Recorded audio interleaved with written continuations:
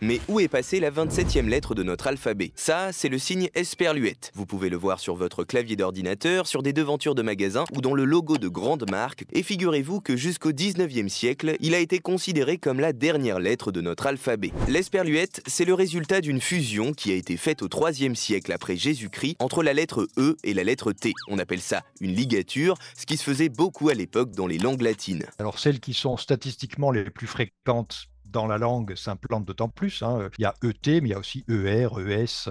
Le E a tendance à se lier avec beaucoup de choses derrière. Au Moyen-Âge, on l'utilise comme syllabe. Vous pouvez écrire le mot prophète, par exemple, un prophète, hein, avec une esperluette au milieu. Et aussi pour remplacer le « et » que nous connaissons. Mais la force de l'esperluette, c'est qu'elle occupe deux fonctions en une. Ça a en même temps une fonction d'abréviation et une fonction ornementale. Et c'est ce qui explique également la grande variété des formes que l'esperluette commence à prendre à cette époque-là. À la fin du Moyen-Âge, le signe entre dans l'alphabet écrit comme dernière lettre. On sait que dans les écoles médiévales, les enfants apprennent alors l'alphabet de A à Z en rajoutant l'esperluette. À la fin de l'alphabet, on mettait des abréviations. Effectivement, le het est celle qui est là le plus fréquemment. Mais on peut avoir aussi le kon, hein, qui est une forme qui ressemble à un œuf arabe, si vous voulez, et éventuellement d'autres. On atteste sa présence dans des livres des psaumes. Certains enfants retenaient à cette époque l'alphabet avec les prières et des livres d'apprentissage. C'est d'ailleurs de cette tradition que vient l'origine de son nom, de la façon d'épeler les mots.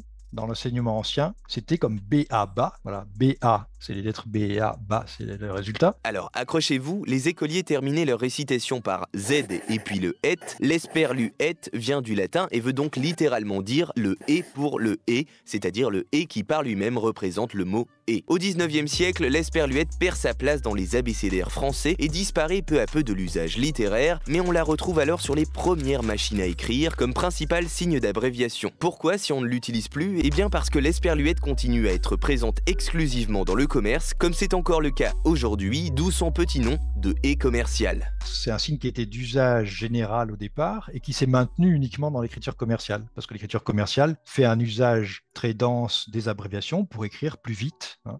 Vraiment, on a un intérêt économique, hein, à gagner de la place, surtout du temps en fait.